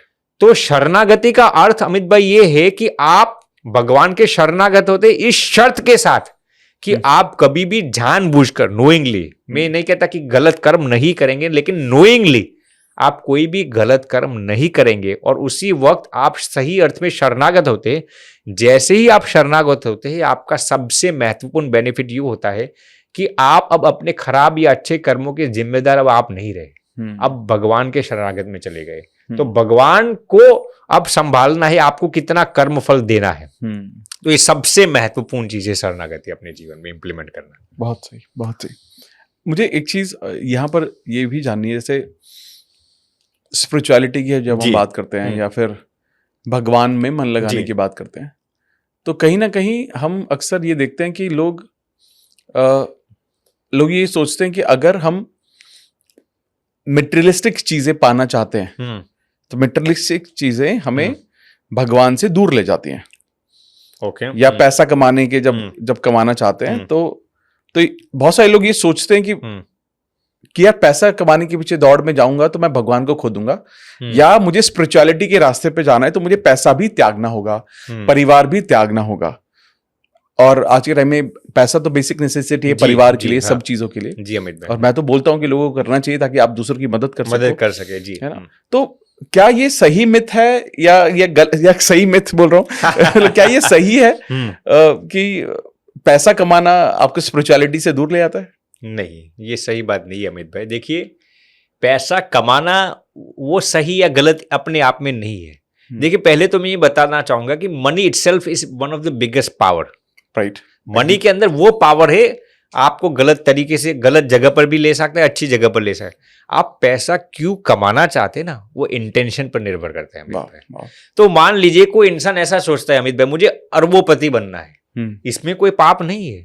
आप ये सोचते हैं मुझे अरबोपति बनना है, तो आपको थोड़ी भगवान से दूर हो जाए। आपने रिचेस्ट बनना है आपको, इसका अर्थ ये नहीं कि आप भगवान से दूर चले गए।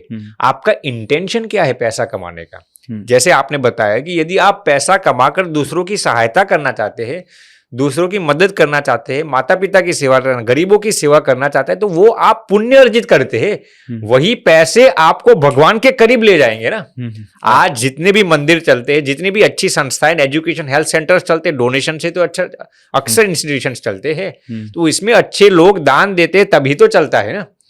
तो यदि आपका पैसा कमाने का मकसद सही है ना, तो आप भगवान के करीब जा रहे हो। पैसा आपको भगवान से दूर नहीं ले जा रहा है। आप पैसे का उपयोग कैसे करते हैं, इससे ये सुनिश्चित होता है अमित भाई कि पैसे आपके लिए क्या कर पाएंगे। तो सब इंटेंशन पर निर्भर होता है, सब हमारी इंटेंशन पर निर्भर करता है। यानी कि जैसा आपने बोला कि पैसा भी एक तरह की एनर्जी ही, बहुत पावरफुल एनर्जी है, बहुत पावरफुल एनर्जी है। आप उसका बस इस्तेमाल कैसे कर रहे हो वो डिसाइड करता है कि वो बिल्कुल पैसा सही है या बिल्कुल। ओके, अमेजिंग, बहुत सही। तो मैं एक और चीज मैं समझना चाहता हूँ यहाँ पे आपसे कि जब हम लॉ ऑफ अट्रैक्शन मैनिफेस्टेशन के बारे में बात करते हैं, तो क्या क्या चीजें उसमें इंक्लूड करनी चाहिए? कुछ क्राइटेरिया होता होगा कि जो लोगों के संकल्प हैं वो सिद्धि तक पहुंचे? जी। क्या क्या चीजें बहुत जरूरी होती है किसी भी इंसान के लिए? बहुत ही अच्छा प्रश्न पूछा अमित भाई। देखिए, इसमें मैं 2-3 चीजें बताना चाहूंगा। ये मेरे खुद का रिसर्च जो मैंने पर किया है, और आज का अद्यतन रिसर्च भी इसको इनकॉर्पोरेट करता है। देखिए, लॉ ऑफ अट्रैक्शन में सबसे महत्वपूर्ण, तो अमित भाई हमने शुरुआत में चर्चा कर ली, क्लैरिटी होनी चाहिए। हाँ। और क्लैरिटी आती है 4 चीजों से, जैसे हमने चर्चा कर ली, थॉट्स, हाँ। विजुअलाइजेशन, राइटिंग्स Writing, और आपके वर्ड्स। बिल्कुल सही। तो सबसे महत्वपूर्ण ये क्लैरिटी होनी चाहिए जी। आपके अंदर। जितना भी स्किल होगा, हार्डवर्क करते होंगे, लेकिन क्लैरिटी नहीं होगी ना, तो आप उस चीज को कभी भी मैनिफेस्ट नहीं कर पाएंगे। ये सबसे महत्वपूर्ण चीज। दूसरी चीज इस पर मैं आपको बताना चाहूंगा अमित भाई, हार्डवर्क। अब उसमें भी हार्डवर्क में ये सिर्फ नहीं कहता मेहनत करते जाओ, गधे भी मेहनत करते, सफलता किसी को नहीं मिलती। आपको स्मार्टली हार्डवर्क करना है। हार्डवर्क करना है, लेकिन सही दिशा में। हाल बेचारा कोई मजदूर भी मेहनत करते हैं, लेकिन दिन में 1000 रुपया कमा सकते हैं। तो you have to put your hard work in the right direction and at the right place. तो हार्ड वर्क में you have to smartly work hard. ये दूसरी चीज मैं आपको अमित भाई बताना चाहूंगा। तीसरी चीज ये है लॉ ऑफ अट्रैक्शन को काम करने के लिए कि आपका इंटेंशन क्या है। सही। मान लीजिए कि कोई आतंकवादी ऐसा सोचेगा, अब वो ऐसा विजुअलाइजेशन जिंदगी भर करता रहेगा, मैं इतने लोगों को गोलियों से भून डालूं, उसका इंटेंशन सही नहीं है, तो लॉ ऑफ अट्रैक्शन उसके लिए उस विषय में काम नहीं करेगा। क्योंकि यूनिवर्स ये देखता है कि आप लॉ ऑफ अट्रैक्शन से जिस चीज को प्राप्त करना चाहते हैं वो दूसरों को हार्मफुल तो नहीं है ना। तो ये बहुत ही महत्वपूर्ण चीज है अमित भाई। मान लीजिए कोई पैसा वाला बनना चाहता है, लेकिन किसी को दबाकर, अपने पार्टनर्स को दबाकर, अपने सबऑर्डिनेट से, अपने कोवर्कर से, अपने एम्प्लॉइज हो उनको दबाकर, उनके पैसे लूट कर अमीर बनना चाहता है ना, तो लॉ ऑफ अट्रैक्शन उसके लिए काम नहीं करेगा, क्योंकि उसका इंटेंशन गलत है। चौथी चीज अमित भाई मैं ये बताना चाहूंगा, चलिए आपको जिस चीज को प्राप्त करना चाहते हैं वो दूसरों के लिए हार्मफुल नहीं है, लेकिन केवल अपने स्वार्थ की बात होगी ना, केवल अपने बेनिफिट की होगी ना, तब भी लॉ ऑफ अट्रैक्शन इतना जल्दी काम नहीं करेगा।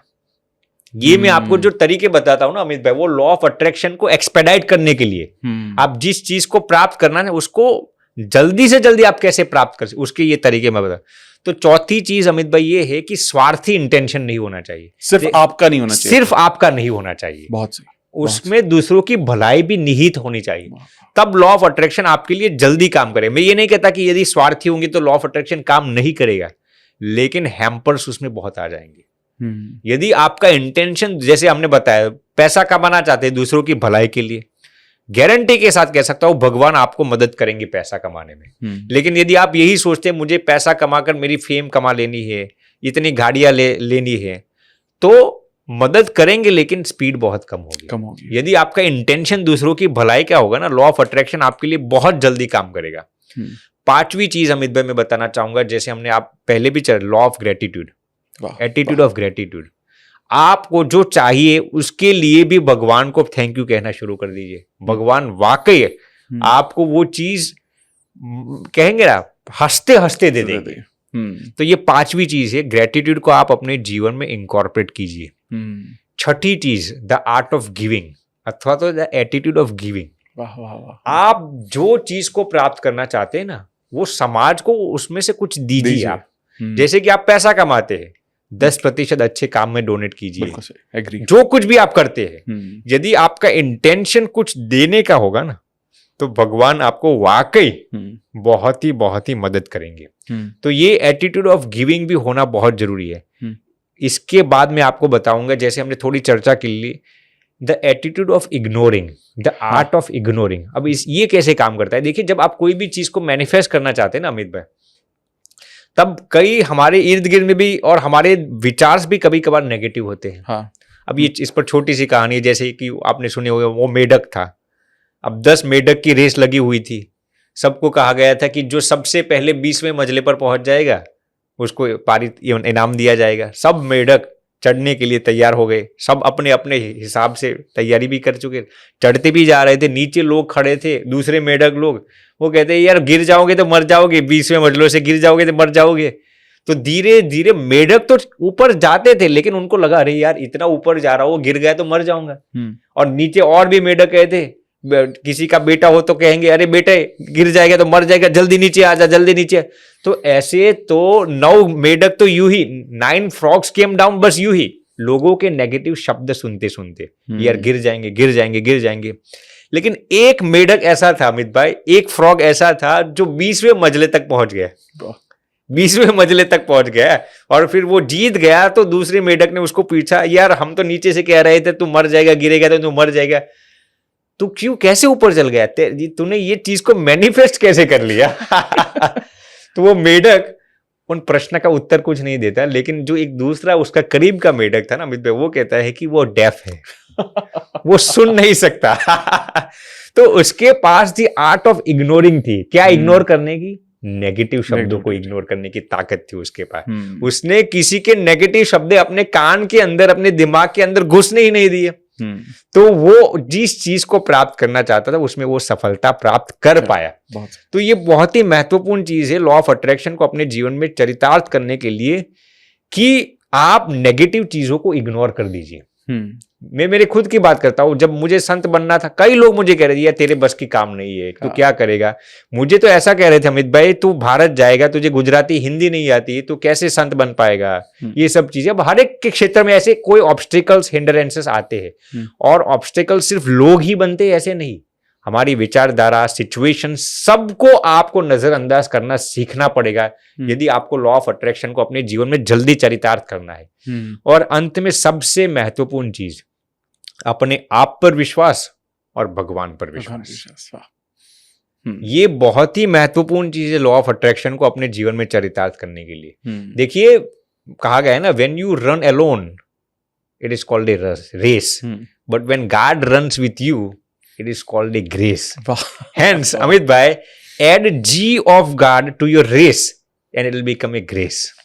तो जब भी आप अकेले मेहनत करते हैं ना, तो आपको वो चीज प्राप्त करने में थोड़ा समय लग जाता है। आप भगवान की दुआ उसमें डाल दीजिए, भगवान पर दृढ़ विश्वास उसके अंदर डाल दीजिए, आपको भगवान इतने सपोर्टिव होंगे ना, आप उस चीज को इजीली प्राप्त कर पाएंगे। ये बहुत फेमस बात है।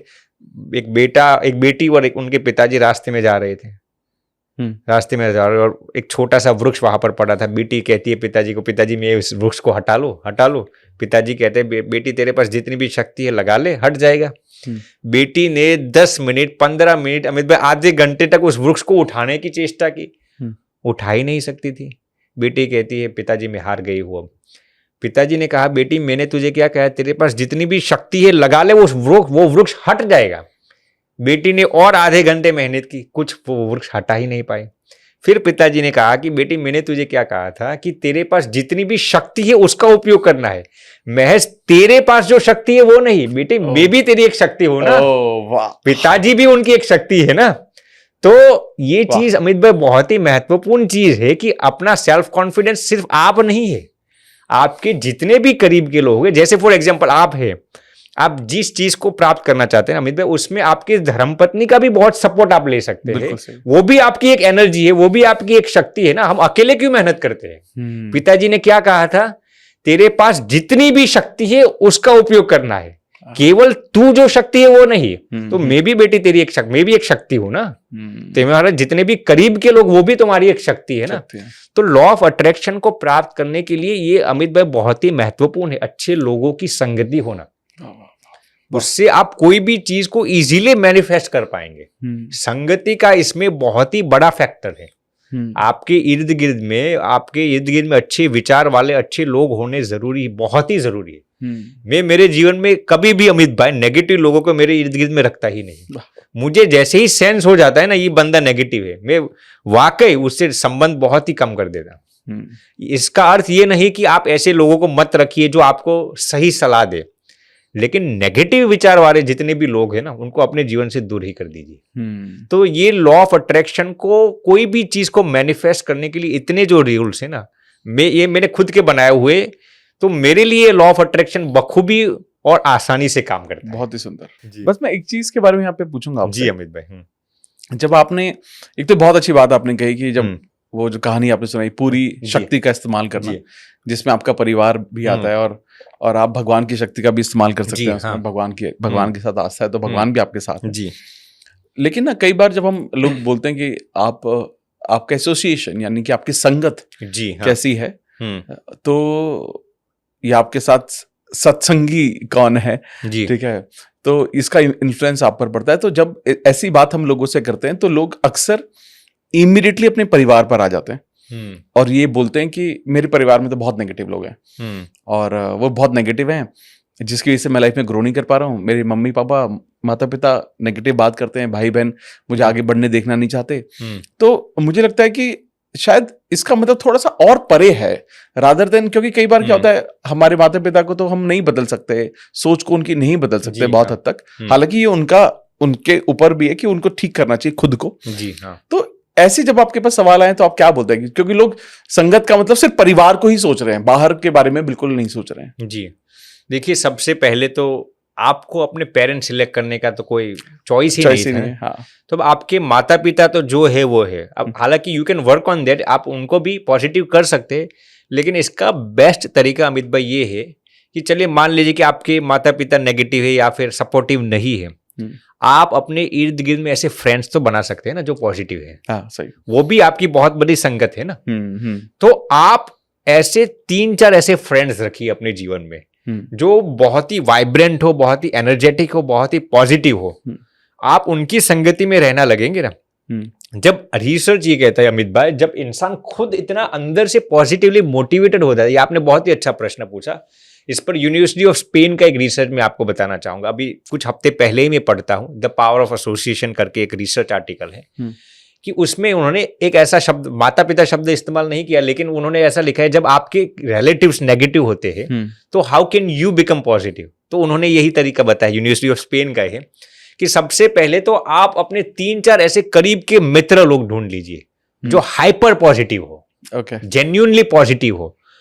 उनका संगति करते करते जब आप पॉजिटिव हो जाएंगे ना, जब आपके अंदर पॉजिटिवली आयन्स चार्ज हो जाएंगे ना, तब आप जिस घर में रहते हो ना वो भी नेगेटिव होंगे ना, आपकी बदौलत वो लोग भी पॉजिटिव हो जाएंगे, वाकई हो जाएंगे। हम क्या करते हैं अमित भाई, जब हमारे पेरेंट्स या फिर हमारे करीब के रिलेटिव जब नेगेटिव होते हैं ना, तो हमारी सबसे बड़ी गलती क्या होती है जानते हो? हम उनकी कंप्लेन करने लगते हैं। हम उनके विषय में नेगेटिव सोचना शुरू कर देते हैं। क्या, अरे यार ये तो सपोर्टिव ही नहीं है, ये हर बार नेगेटिव ही बात करते हैं। मैं आपको गारंटी के साथ कह सकता हूं, यदि आप पॉजिटिव उनके प्रति हो जाएंगे ना, वो गारंटीड पॉजिटिव हो जाएंगे। आपको अपने सोच से उनके प्रति पॉजिटिव होना है। करेक्ट। माता पिता या कोई भी रिलेटिव्स हो, यदि आप उनके प्रति पॉजिटिव हो जाएंगे ना, वो गारंटीड आपके प्रति पॉजिटिव हो ही जाएंगे। थोड़ा समय लग सकता है लेकिन हो ही जाएंगे। तो पावरफुल तरीका अमित भाई यही है कि आप अपने नए मित्र ऐसे ढूंढिए जो पावरफुली पॉजिटिव हो, और उनकी ऑरा से, उनके आयन से आपके करीब के लोग भी पॉजिटिव हो जाएंगे। बहुत सही, बहुत सही। तो आप एक और मेरा सवाल यहीं पर आता है जी अमित भाई, कि जब आपने कहा एसोसिएशन, और वो बहुत अच्छी बात बोली कि 4-5 ऐसे लोग होने चाहिए जो आपको आगे पुश करें। मैं इस जगह में ये जानना चाहता हूँ कि हमारे जीवन में गुरु का कितना महत्व है। बहुत ही महत्वपूर्ण है। देखिए अमित भाई, कोई भी क्षेत्र को आप उठा लीजिए, केवल स्पिरिचुअलिटी की मैं बात नहीं करता, आप बिजनेस गुरु के कोई भी क्षेत्र में आप पकड़ लीजिए, गुरु की 100% में जरूरत नहीं, ऐसा नहीं है, अनिवार्यता है। यानी कि it is absolute compulsory and mandatory कि आपके जीवन में कोई ऐसे मार्गदर्शक हो। फिर वो आपके माता पिता भी हो सकते हैं, आपके मित्र भी आपके गुरु हो सकते हैं। ऐसा जरूरी नहीं कि कोई एक संत ही होना चाहिए, लेकिन गुरु होना बहुत ही जरूरी है। क्यों जरूरी है? क्योंकि देखिए, ये एक सहज बात है। ये अमेरिका में एक गांव था, गांव का नाम मैं भूल गया। जब आप किसी को अपना गुरु बनाते हैं या फिर अपने मार्गदर्शक बनाते हैं ना, तो आप यूं ही उनके साथ अपने जीवन की सभी बात साझा करने लगते हैं। हाँ।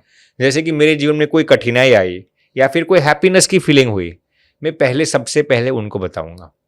तो ये रिसर्च कहता है कि जब आप अपने ऐसे जीवन में एक ऐसा बंदा हो जिनके साथ आप अपनी जीवन की सभी चीजें साझा करते हैं ना अमित भाई, वो आपको स्ट्रेस, डिप्रेशन, एंग्जाइटी तो ठीक है, लेकिन आपकी हैप्पीनेस की मात्रा बहुत बढ़ा देता है।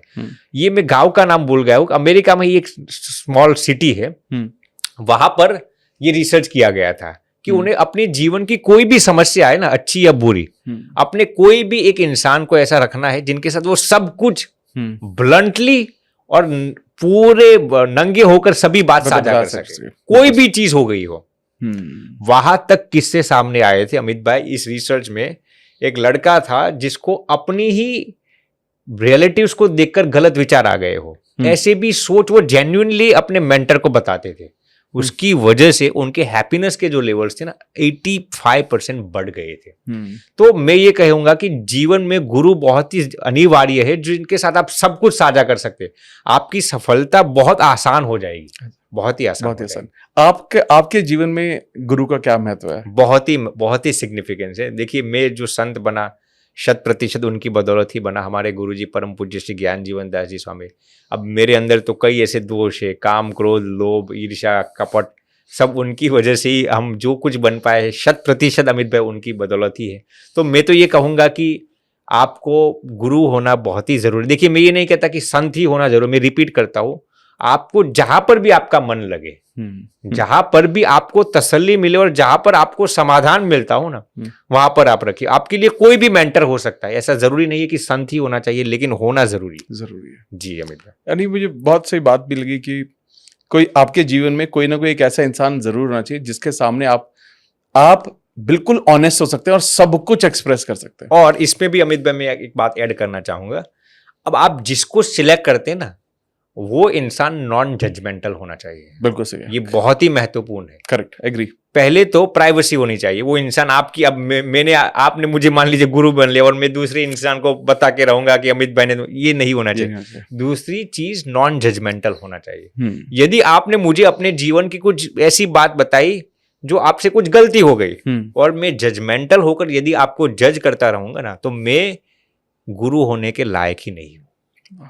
तो ये क्वालिटीज आपको देखनी पड़ेगी सामने वाले इंसान के अंदर। सबसे महत्वपूर्ण ये वो नॉन जजमेंटल होना बहुत जरूरी है।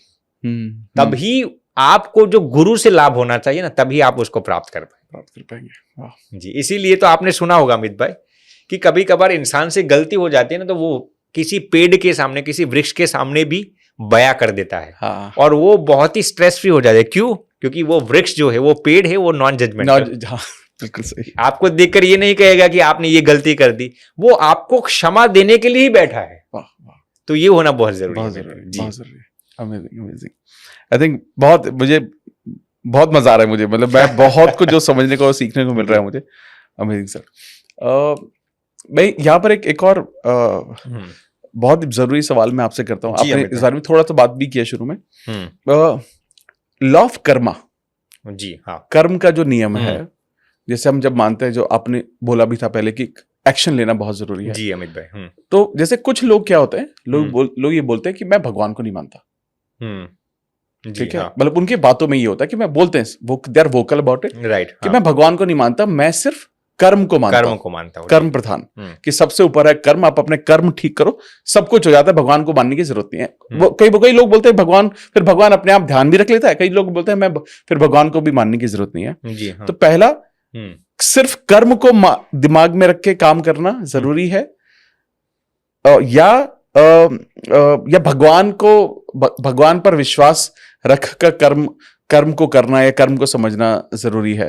देखिए, सबसे पहले तो मैं आपको अमित भाई बताना चाहूंगा कि कर्म भी 3 प्रकार के होते हैं। हम आजकल लोग जब कर्म शब्द का उपयोग करते हैं, वो कर्म ही समझते हैं। शास्त्रों में कर्म के 3 प्रकार बताए गए अमित भाई। पहला होता है संचित कर्म। संचित कर्म यानी कि हमारे जन्म के जो कर्म होते हैं, हमारी सनातन संस्कृति में हम ऐसा मानते हैं कि इंसान के कई जन्म होते हैं। हाँ, बिल्कुल। तो उसके जन्म के जितने भी अच्छे या बुरे कर्म होते हैं ना, हाँ, उसको हम संचित कर्म कहते हैं। ये संस्कृत शब्द है। संचित यानी इकट्ठा किया गया। दूसरा कर्म होता है प्रारब्ध कर्म। प्रारब्ध, जिसको आपने ये शब्द कई बार सुना। प्रारब्ध कर्म क्या है? आपने अगले जन्म में, माने इसके जन्म के पहले जो कर्म किए थे ना, उसको हम प्रारब्ध कहते हैं। या फिर भगवान ने इस जन्म में आपको जो कर्म फल भुगतने के लिए सुनिश्चित किया है, जैसे हमारे पास तो जन्म के कर्म है। हाँ। अब भगवान ने इस जन्म में आपके लिए जो सुनिश्चित किया है कि इतने कर्मों का फल आपको मिलेगा, उसको हम प्रारब्ध कहते हैं, जिसको हम डेस्टिनी भी आज के शब्द में कहते हैं, जिसको हम भाग्य भी कहते हैं। यदि आपके प्रारब्ध अच्छे हैं तो इसको हम क्या कहते हैं, भाग्य कहते हैं। भाग्य, हाँ। यदि आपके प्रारब्ध गलत है तो इसको हम क्या कहते हैं कि दुर्भाग्य कहते हैं या फिर बैड लक कहते हैं, जो कुछ भी कहते हैं। तीसरा कर्म क्या हो गया अमित भाई, क्रियमान कर्म। ये संस्कृत शब्द है, क्रियमान यानी कि ऑन गोइंग। फिलहाल आप जो इस जन्म में जो कर्म करते हैं, अच्छे या बुरे कर्म, उसको हम क्रियमान कर्म कहते हैं। अब मैं आपको इसमें आपके प्रश्न का उत्तर में अंत में दूंगा। तो 3 प्रकार के कर्म हो गए, संचित, प्रारब्ध और क्रियमान कर्म। अब कई लोग ऐसा कहते हैं अमित भाई कि अरे यार मैंने तो आज तक किसी का नहीं बिगाड़ा, तो मेरे साथ ऐसा क्यों होता है? बिल्कुल। अब ये बंदा तो गलत करता है, इसको सफलता क्यों मिल गई? प्रश्न सही है। तो लोग भूल जाते हैं कि भैया आपके क्रियमान कर, आपने क्रियमान कर्म अच्छे किए हैं, आपके संचित कर्म गलत भी हो सकते हैं ना। कोई बंदा फिलहाल गलत करता है तो इसके क्रियमान कर्म यानी कि ऑनगोइंग जो कर्म है वो गलत है, लेकिन उसके संचित कर्म भी सही हो सकते हैं ना। इस पर मैं आपको एक कहानी सुनाता हूं अमित भाई। एक गुरु के 2 शिष्य थे। अब एक शिष्य रात को गलत काम करने के लिए जाता था, किसी तवायफ के पास जाता था या फिर बार्स में चला जाता था, कुछ ना कुछ गलत काम करता था। एक शिष्य हर दिन सत्संग सुनने के लिए जा रहा था। तो एक रात को अमित भाई दोनों शिष्य वापस आ रहे थे। जो शिष्य गलत काम करके आ रहा था ना, उसको सोना मोहर मिल गई। He was extremely happy। और उसने अपने मन में क्या सोच लिया अमित भाई, देखिए मैं तो इतना गलत काम करता हूँ हर रात को, फिर भी भगवान ने मुझे सोना मोहर दे दो, ये कर्म जैसी कोई चीज ही नहीं होगी। वो दूसरे दिन सुबह आता है अपने गुरु के पास, गुरु को ये कहता है कि गुरु मुझे सोना मोहर मिल गई। उसने गुरु को ये नहीं बताया कि मैं गलत काम करने के लिए जा रहा हूँ।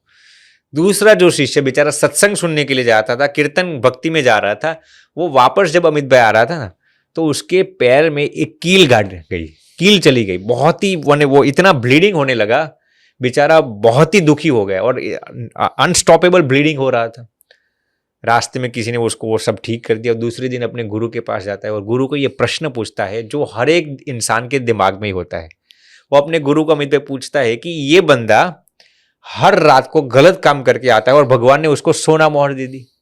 मैं हर दिन अच्छे कर्म करता हूँ, सत्संग करता हूँ, दूसरों की भलाई करता हूँ, भगवान ने मेरे पैर में कील गाड़ दी। ऐसा अन्याय क्यों भगवान करते हैं? हर एक प्रश्न, ये हर एक दिमाग में ये प्रश्न चलता है।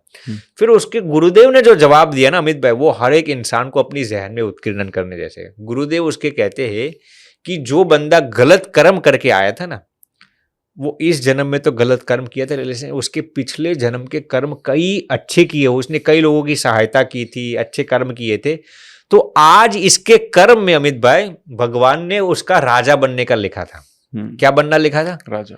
लेकिन इस जन्म में उसने गलत कर्म किए, इसलिए भगवान ने उसके सभी अच्छे कर्मों को मिटाकर सिर्फ एक छोटी सी सोना मोहर दे दी और उसके कर्मों का फल दे दिया।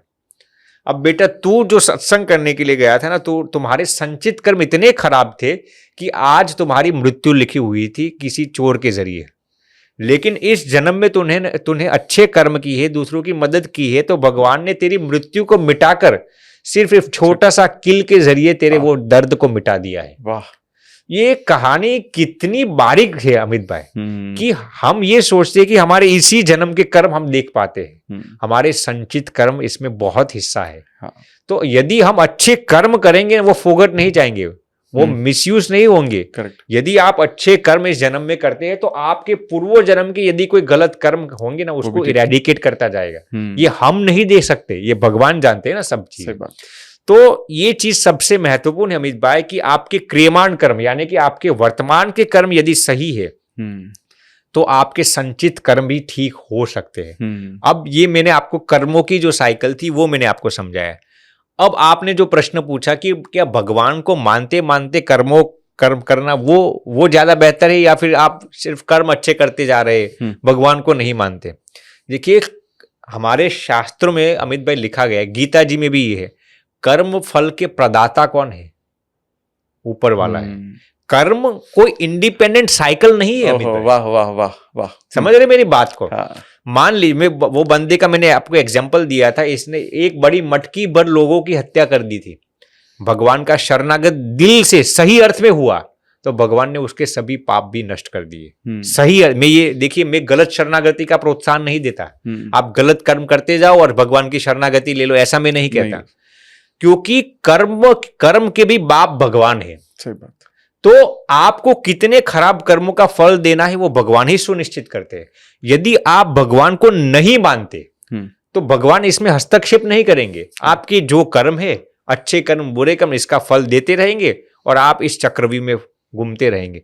यदि आप भगवान की भक्ति करते हैं, भगवान पर विश्वास रखते हैं, भगवान पर दृढ़ विश्वास है ना, तो भगवान आपके खराब कर्मों को भी नष्ट करके आपको मुक्ति दे सकते हैं। तो ये भगवान को मानने का सबसे बड़ा बेनिफिट। ये कैसी चीज है अमित भाई, जैसे कि कोई प्रोफेसर आपके परिचित है।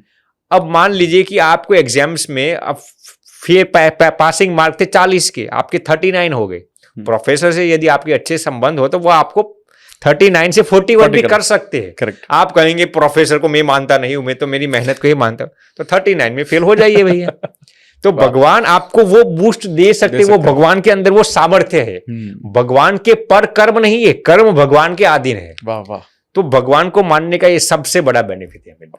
आई थिंक ये बहुत अच्छी, आप बहुत अच्छे से आपने इसको एक्सप्लेन भी किया, जिससे ये समझ में आया कि अगर आप कर्म को मान रहे हैं तो देखा जाए तो आप भगवान को मान ही रहे हैं, इनडायरेक्टली मान ही रहे, क्योंकि कर्म तो भगवान के अंडर ही आ रहे हैं, उनके अंतर्गत ही आ रहे हैं। वाह वाह वाह। आई थिंक मुझे आज ऐसा महसूस हो रहा है बहुत दिनों बाद कि I think law of attraction manifestation पर स्पिरिचुअलिटी के पॉइंट ऑफ व्यू से, अध्यात्म के माध्यम से बहुत सारी चीजें समझ में आई। और मुझे कहीं ना कहीं ऐसा आज वापस से मुझे ऐसा लगा कि आप आए तो जो मेरी खुद की जर्नी है, आपने उस पर भी एक स्टैंप लगा दिया। क्योंकि मैं कई बार आपकी बातों को सुन रहा था तो मैं समझ पा रहा था कि ऑब्वियसली आपने मैनिफेस्टेशन के, मुझे ऐसा लगता है एक लेवल ऊपर बात की है, थोड़ा एडवांस में बात की बहुत सारी चीजों पर। बट मेरे को आज वापस से एक बार ये महसूस हुआ कि मैं सही डायरेक्शन में जा रहा हूँ। आप तो सही डायरेक्शन में ही जा रहे हैं। तो मुझे तो इसलिए बहुत कुछ सीखने को मिला, समझने को मिला, and I am sure about it. जो भी लोग आज ये पूरा पॉडकास्ट देख रहे हैं तो उनको अपने आप बहुत ज्यादा चीज समझने को मिली होंगी, सीखने को मिली होंगी। और अगर आपको ऐसा कहीं किसी भी पल में ऐसा महसूस हुआ जहां आपको ये लगा कि मेरा बहुत बड़ा ब्रेक थ्रू था और बहुत कुछ समझने को मिला, तो आप उसको कमेंट बॉक्स में जरूर डाल देना, ठीक है। और ये एक मैं पहली बार बोल रहा हूँ, अगर आप इस पॉडकास्ट में यहाँ तक हैं तो चैनल को सब्सक्राइब जरूर कर दीजिएगा, क्योंकि अक्सर क्या होता है, लोग फ्लो में हमारे सारे पॉडकास्ट देखते हैं, बट समहाउ हम पाते हैं कि बहुत सारे लोग सब्सक्राइब नहीं करते, तो वो कर दीजिएगा। पहली बार बोल रहा हूँ, मैंने आज तक कभी नहीं बोला, पहली बार बोल रहा हूँ मैं। इसके साथ साथ सर मैं आपसे स्वामी जी मैं ये जानना चाहता हूँ कि ऐसी कौन सी एडवाइस, फाइनल एडवाइस जो आप हमारी ऑडियंस को देना चाहते हैं, जिसे वो अपनी लाइफ में अपनाकर भगवान के करीब भी रह सकते हैं और साथ साथ अपनी लाइफ में बहुत सारी चीजें मैनिफेस्ट कर सकते हैं। बहुत अच्छा प्रश्न पूछा अमित भाई। अब इसको हम आखिरी वो भी दे देते हैं। देखिए, हमने अक्सर चीज़ों पर तो चर्चा बखूबी कर ली है। आज मैं अमित भाई ये कहना चाहूँगा कि आप जो भी चीज़ को मैनिफेस्ट करना चाहते हैं ना, या फिर स्पिरिचुअलिटी वाइज भी, आप एक चीज़ अपने जीवन में इंकॉर्पोरेट कर लीजिए, भगवान का नाम स्मरण। आप जिस भगवान को मानते हो, जिस संप्रदाय से हो, जिस पंथ से हो, आपको जिसके प्रति ज्यादा आस्था हो ना, वही मंत्र आपके लिए सर्वोपरि है, वही मंत्र आपके लिए पावरफुल है। आप जिसको प्रेम करते हैं ना, वही उसी का आप मंत्र कीजिए, जिस भगवान को मानते हैं।